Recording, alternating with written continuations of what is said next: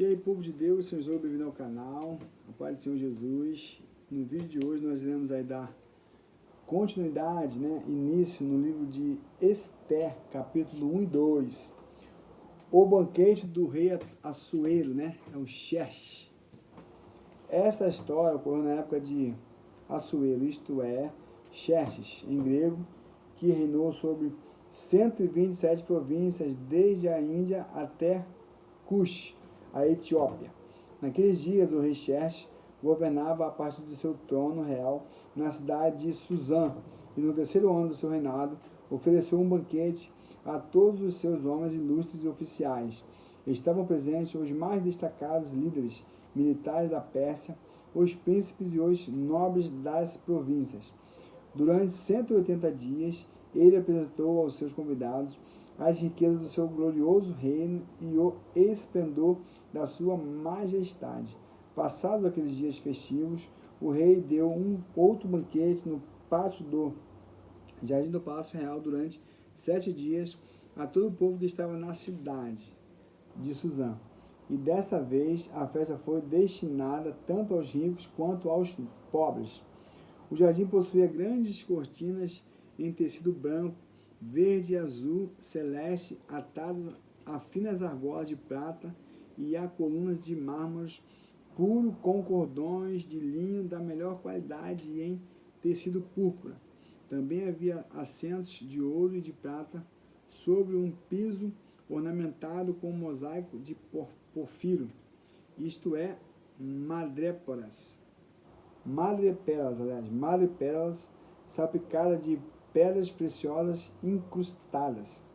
Devido à generosidade do rei, o vinho real era servido em grande quantidade em diferentes taças de ouro puro. E cada pessoa podia beber o quanto desejasse, pois o rei já havia dado instruções a todos os mordomos do palácio que servissem os convidados à vontade. A rainha Vasti afronta a ordem do rei. Entre mentes, a rainha Vasti também ofereceu um banquete às mulheres nas dependências do palácio do rei Xerxes. No 7º dia de festa, quando o rei já estava eufórico por causa do vinho, ordenou aos 7 oficiais que o serviam de perto, Meumã, Bistã, Arbona, Bictá, Abactá, Zetá e Carcas, que trouxessem à sua presença real a rainha Vasti, devidamente paramentada e usando a sua coroa real. Xerxes queria mostrar aos príncipes e a todo o povo reunido o quanto a rainha era bela e de fato era Vasti muito bonita. Entretanto, quando os oficiais de confiança do rei transmitiram sua ordem à rainha Vasti, esta se recusou a ir e o rei ficou repentinamente furioso e indignado. Vasti é condenada à pena exemplar. Como é tradicional, o rei pedia a opinião abalizada de seus conselheiros especializados em questões de direito e justiça, mandou chamar imediatamente à sua presença tais sábios, os quais eram amigos pessoais do rei, Carcena, Setar, Mademata, Tarsis, Meres, Marcena Memucã. Eles eram os 7 principais ilustres da Pérsia e da Média, que tinham a confiança e acesso direto ao rei, além de serem os homens mais importantes do reino. Então questionou-lhe o rei: de acordo com a lei, qual deve ser a punição a ser imposta para a rainha Vasti por não ter sido submissa a uma determinação do rei Xerxes, transmitida por intermédio dos oficiais? Na presença do rei e dos demais principais e amigos, Memucã apresentou a seguinte argumentação: a rainha Vasti não pecou somente contra o rei, mas também ofendeu todos os príncipes e povos que há em todas as províncias do rei Xerxes. Sendo assim, a atitude da rainha é a maneira como respondeu o rei logo. Chegarão aos ouvidos de todas as mulheres, incentivando-as a agir da mesma maneira e do mesmo modo desprezarão seus maridos, alegando. O rei Xerxes ordenou que a rainha Vasti fosse à sua presença, mas ela se recusou e não foi. Hoje mesmo as mulheres dos príncipes da Pérsia e da Média dirão a todos os oficiais do rei o que ouviram falar sobre a conduta da rainha. Então haverá muito desrespeito e discórdia sem fim. Se bem parecer ao rei, promulgue da sua parte um decreto real que será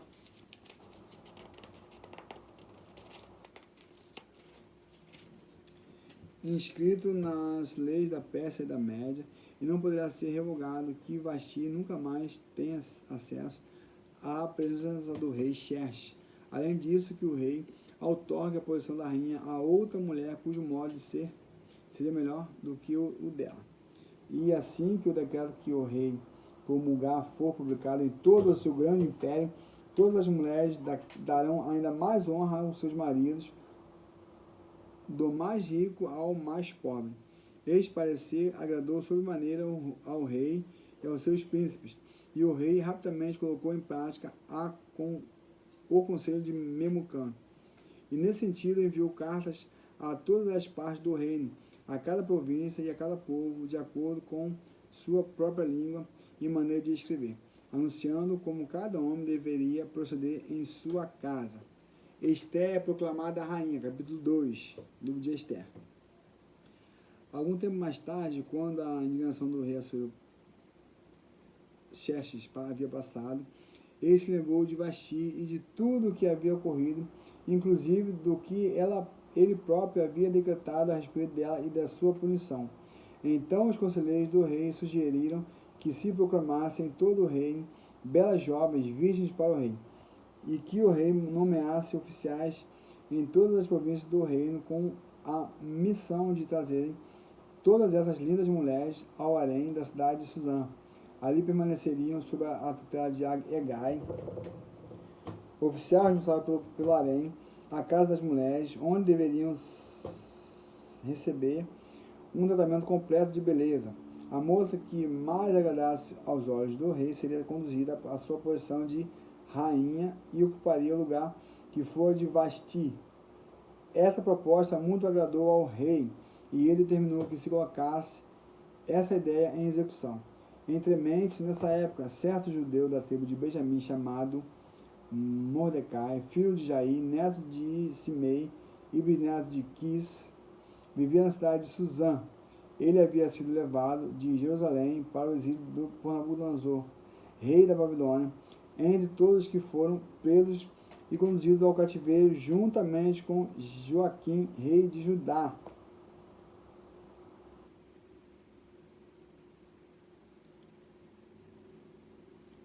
Eu estou lembrando aqui, né, que Mordecai é parente de Jair, neto de Simei e bisneto de Quis.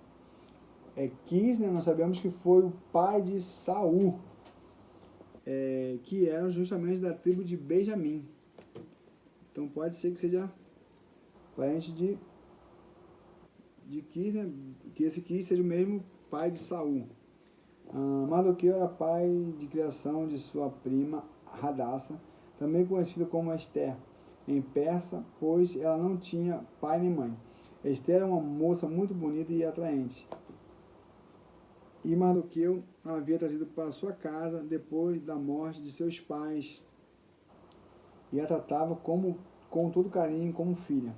Assim que a ordem e o decreto do rei foram proclamados, muitas jovens virgens foram trazidas para a cidade de Suzã e confiadas a Hegai. Esther também foi levada para o palácio do rei e colocada sob os cuidados de Hegai, responsável pela casa das mulheres. E Esther agradou sobremaneira os olhos do rei, pelo que ele decidiu favorecê-la, e logo mandou que se lhe providenciasse um completo tratamento de beleza e alimentação especial, além de 7 moças escolhidas do palácio do rei que passaram a servi-la. Então Xerxes transferiu Esther com suas servas para o melhor aposento do harém. Contudo, Esther não havia revelado qual povo e família pertencia, pois Mardoqueu havia proibido de falar sobre isso. Todos os dias Mardoqueu passava diante do palácio da casa das mulheres, o harém, para saber notícias de Esther, se ela estava bem e tudo quanto lhe acontecia. Chegando o momento de cada moça vir se apresentar diante do rei Xerxes, depois de tratada de acordo com todas as prescrições de boa alimentação e embelezamento para as mulheres do harém, cuja duração média era de 12 meses, 6 meses com óleos de mirra e 6 meses com perfumes e cosméticos. Então a moça era encaminhada à presença de Xerxes, e receber tudo o que desejasse levar consigo da casa das mulheres para o palácio do rei. Ao pôr do sol, a moça era conduzida ao palácio e de manhã retornava para uma outra ala do harém, que ficava sob o cuidado de Sasgás, oficial do rei responsável pela proteção e supervisão das concubinas.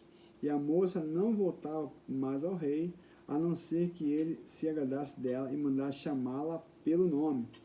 Quando chegou, portanto, a vez de Esther, filha de Abiai, tio de Mardoqueu, que a tinha adotado como filha, ela não pediu nada além daquilo que Agai, oficial responsável pela casa das mulheres, lhe havia sugerido.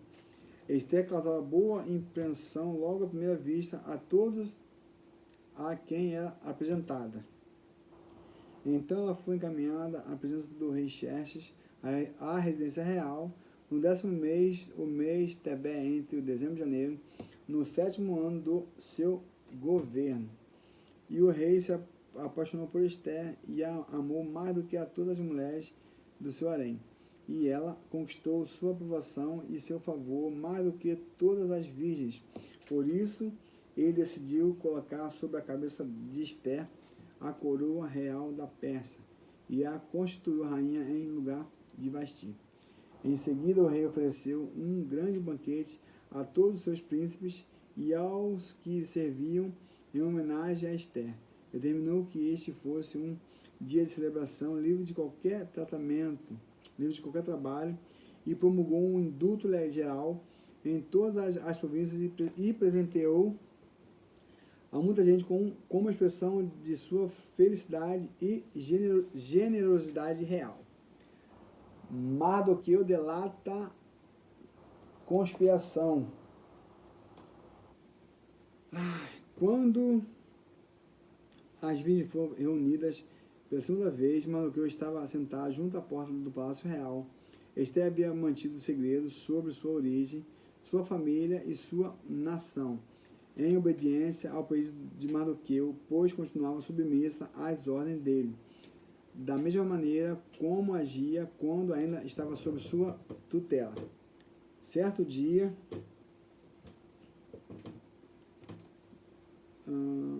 quando Mardoqueu estava sentado junto à porta do palácio real, como de costume, Bigatã e Teres, 2 oficiais do rei, se guardavam à entrada. Estavam falando alto, indignados, e tratavam uma maneira de tirar a vida do rei Xerxes. Ao tomar conhecimento de tal conspiração, Mardoqueu contou sobre o plano de assassinato aos oficiais à rainha Esther, e ela contou imediatamente tudo ao rei em nome de Mardoqueu. Depois que investigaram a informação e apuraram a verdade e as responsabilidades, os 2 conspiradores foram enviados à forca, onde também foram empalados. E aqui nós finalizamos o capítulo 1 e 2 do livro de Esther. Fiquem todos na paz e até o próximo livro, em nome de Jesus.